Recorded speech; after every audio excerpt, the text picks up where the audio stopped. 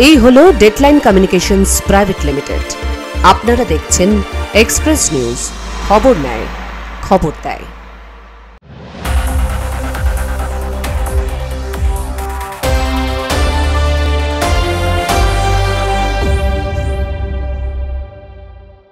Express Midday brought you by coal mine associated traders private limited.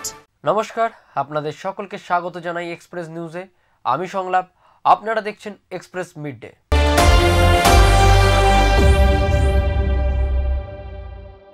নাবালিকাকে অপহরণের অভিযোগে গ্রেপ্তার বিজেপির যুব মোর্চার নেতা।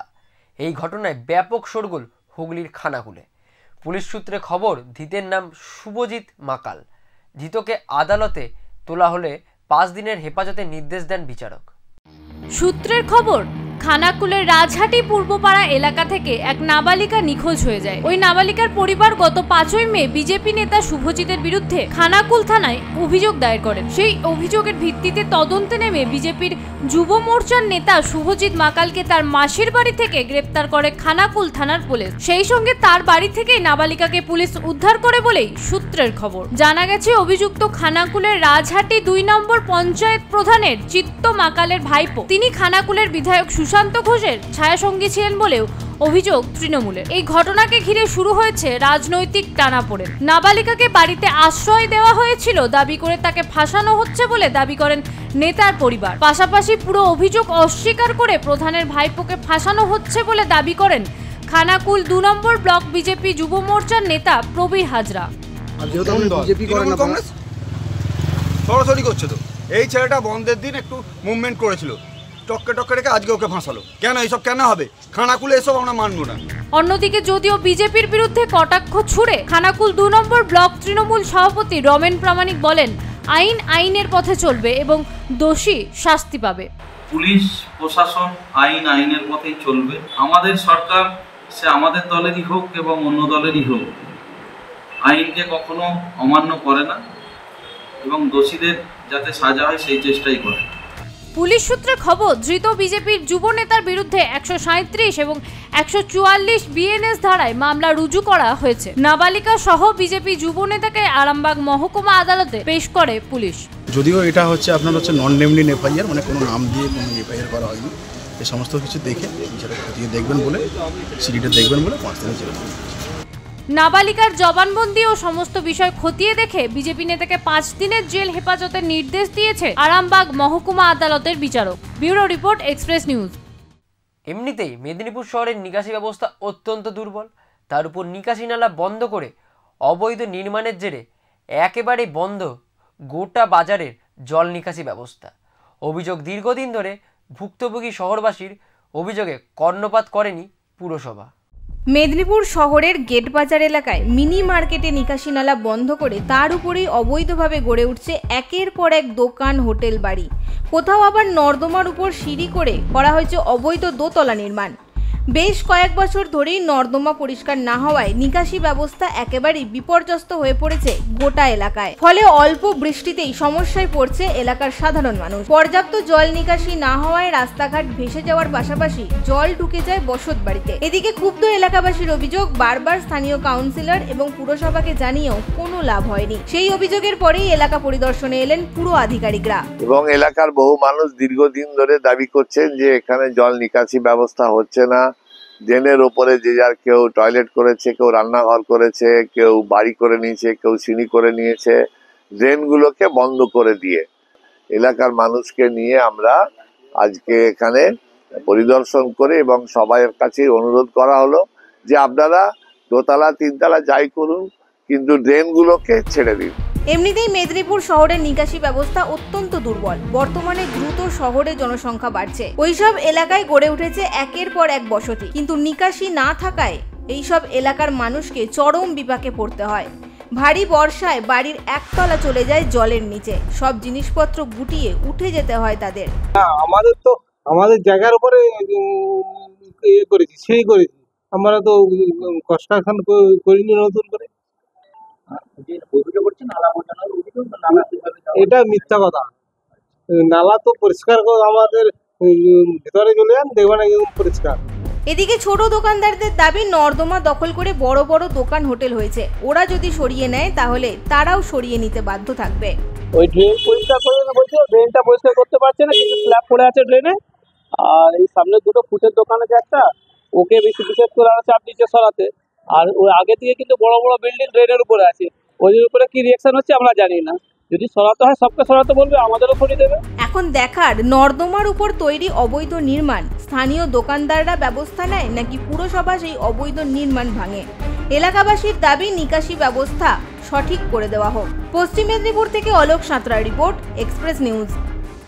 বিভিন্ন থানা এলাকায় নজরদারি বাড়াতে সাংসদ তহবিল থেকে সিসিটিভির জন্য পুলিশকে আর্থিক সাহায্য সাংসদ কীর্তি আজাদের।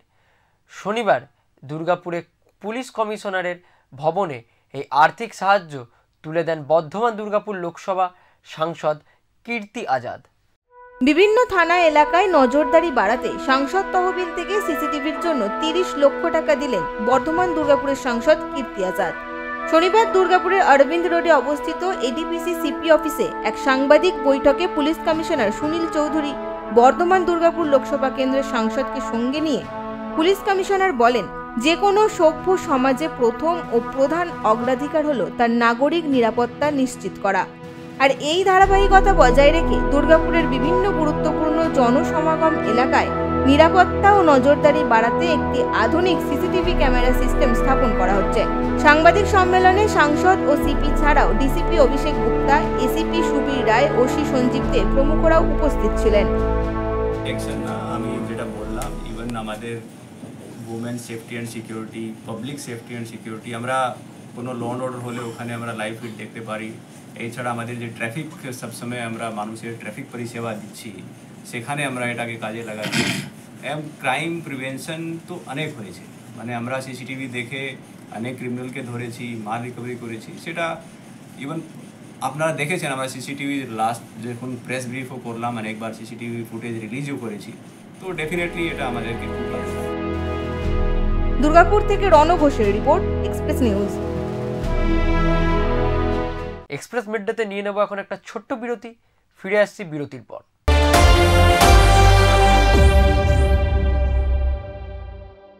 উন্নয়নকে হাতিয়ার করে পথ চলা শুরু করে দে গ্রুপ এন্টারপ্রাইজ। 1962-তে শিল্পপতি বলরাম দের হাত ধরে যাত্রা শুরুর প্রথম দিন থেকেই এই সংস্থা একেবারে প্রথম। নিরলস প্রচেষ্টার কর্মদক্ষতায় দে গ্রুপ এন্টারপ্রাইজের coal mines associated traders private limited এখন বিশ্বাসের প্রতীক। সদর দপ্তর 18/A Park Street, 6/1 Stephen Court, Kolkata.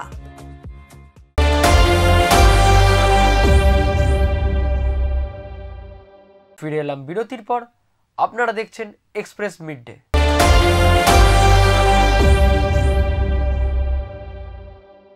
মন্দিরনগরী Nadia, এখানে বহু প্রাচীন মন্দিরের অবস্থান। বিননগরের মা উলাচণ্ডী দেবীর মন্দিরটি এই প্রাচীন মন্দিরগুলির মধ্যে অন্যতম। বীরনগরে প্রায় 300 বছরেরও বেশি সময় ধরে পূজিতা হন মা উলাচণ্ডী দেবী। কথিত আছে, বাণিজ্য যাত্রায় বেরিয়ে শ্রীমন্ত্র সওদাগর বিপদ থেকে পরিত্রাণ পাওয়ার জন্য নদীর তীরে বাণিজ্য তরী ভেড়ান, আর সেখানে নেমে উলাইচণ্ডী মায়ের পূজা করেন। তারপর থেকেই এই গ্রামেরও নাম হয় উলাগ্রাম। জানা যায়, উলাইচণ্ডী দেবীর পূজা পদ্ধতি বৌদ্ধ তন্ত্র মতে হয়ে থাকে। আমাদের এই পুজো শুরু হয়েছে আনুমানিক 2-1 বছর অধিক হতে পারে, হিসাব 370-75 বছর মতো। তখন এখান দিয়ে ভাগীরথী মানে গঙ্গা বইতেন। ওই রকমই এক সময়ে একদিনে সীমন্ত সদাগর বাণিজ্য করতে যাচ্ছিলেন নৌকা নিয়ে, তার মাঝি মাল্লা নিয়ে। এইবার মানে প্রবাদে আছে যে এইখানে তখন সেদিন প্রচণ্ড ঝড় জলের মধ্যে উনি আটকা পড়ে যান। তো যথারীতি নৌকাতেই শুয়ে আছেন, এমন সময় তিনি দেখছেন যে এক লাল পেরে শাড়ি পরা দেবী মূর্তি ওনাকে আদেশ করছেন যে আমাকে এখানে পুজোর ব্যবস্থা করতে। তারপরে ওনার ঘুম ভেঙে যায়। ঘুমের স্বপ্নতে দেখেছিলেন, ঘুম ভেঙে যাবার পরে তিনি দেখলেন, চিন্তা করলেন যে তাই তো মা চণ্ডীকে দেখলাম। মা চণ্ডীকে দেখার পরে তারপরে নিজের এই প্রথম পুজোর ব্যবস্থা করে পুজো করেছিলেন। শুরুতেই পুজো করত সমাজের দলিতধারী সম্প্রদায়। বর্তমানে সমাজের সব সম্প্রদায়ের মানুষ তাদের আনন্দে বা আপদে বিপদে মানত করেন উলা দেবীর কাছে। জনশ্রুতি আছে উলা ওঠা বা যাকে কলেরা বলা হয় সেই রোগ থেকে মুক্তি পাওয়ার জন্য এই দেবীর পূজা করা হতো। সেই থেকেই এই দেবীর উলাইচণ্ডী নামে খ্যাত। কথিত আছে ভয়ঙ্কর ডাকাতদের অত্যাচারে যখন অতিষ্ঠ ব্রিটিশ সরকার, তখন এই উলা গ্রামের বাসিন্দারাই অত্যাচারী ডাকাতদের ধরে ব্রিটিশ সরকারের হাতে তুলে দেয়। এই ঘটনার পর গ্রামের বাসিন্দাদের স্বীকৃতি দিতে উলা গ্রামের নাম বদল করে রাখা হয় বীরনগর।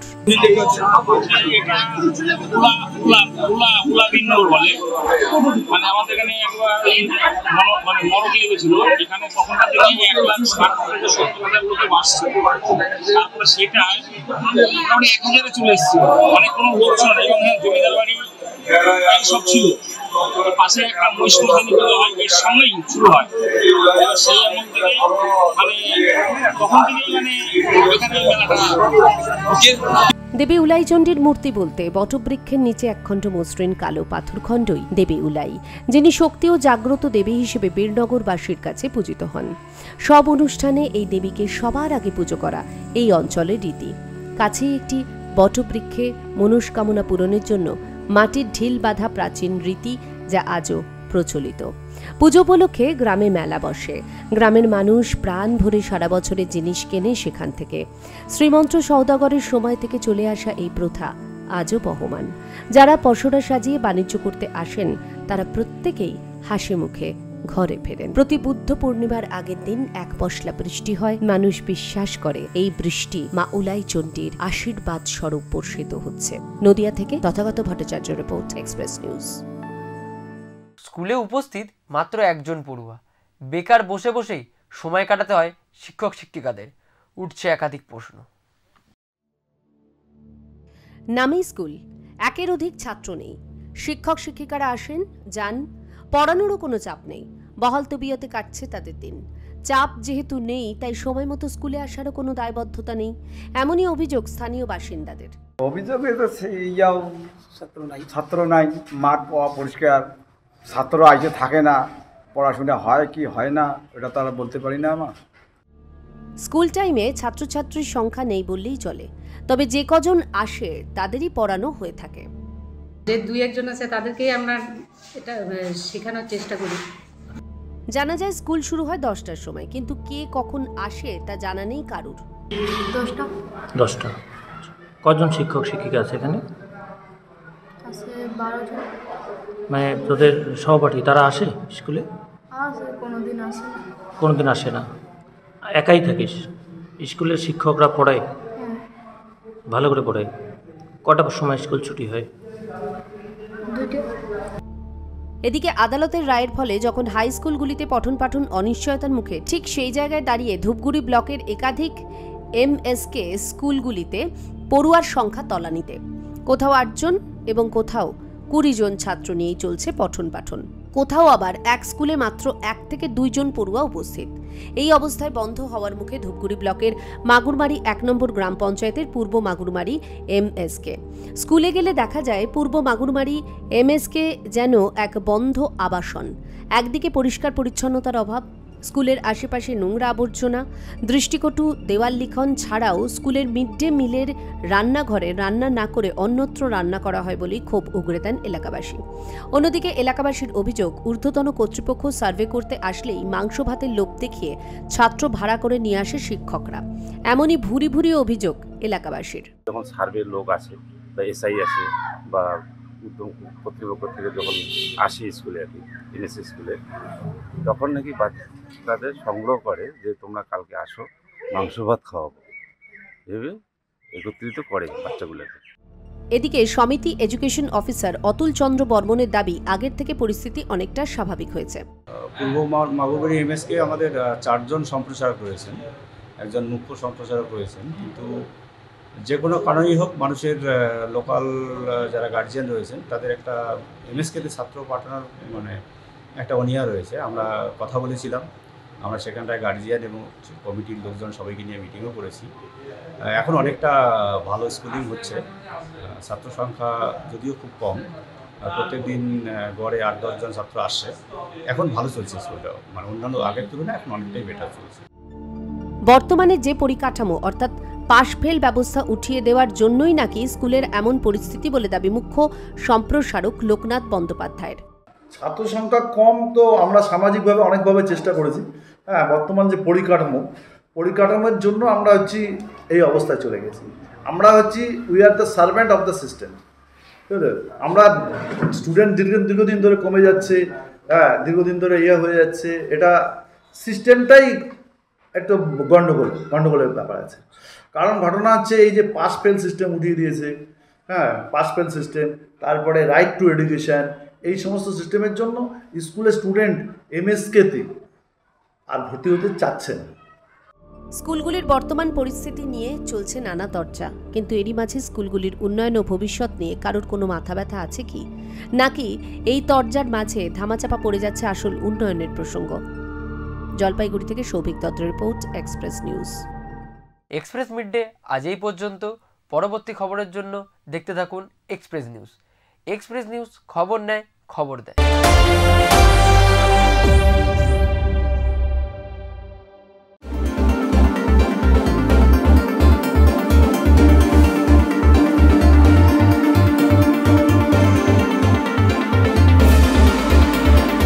বছরে পদার্পণ করল, আরেক বছর হলো সে রজত জয়ন্তী। নিউজ হচ্ছে সামাজিক ব্যবস্থাকে তুলে তুলতে হবে। নিউজ হচ্ছে সরকার যদি মানুষের কাজ না করে, ক্ষমতাসীন লোকরা যদি মানুষের না করে, সেগুলো তুলে ধরে। আমি তার শুভকামনা করি আগামী দিনে যারা দর্শক আছে আরও বেশি উপলব্ধি করবে।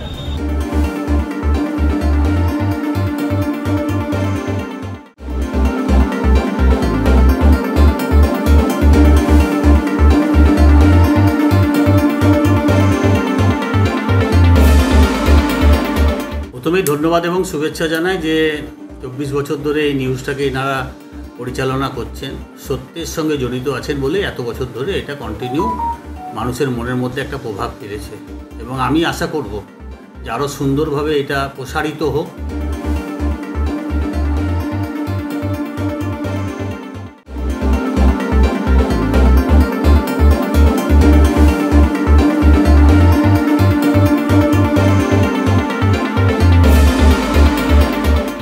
এক্সপ্রেস নিউজের 24 বছরে পদার্পণ করেছে।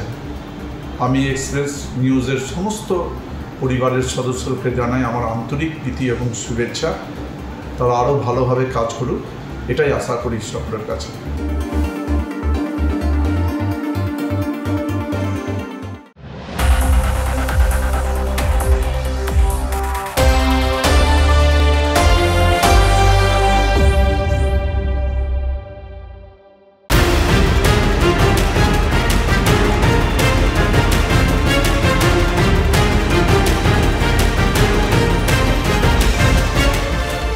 এই হলো ডেডলাইন কমিউনিকেশনস প্রাইভেট লিমিটেড। আপনারা দেখছেন এক্সপ্রেস নিউজ, খবর নেয়, খবর দেয়।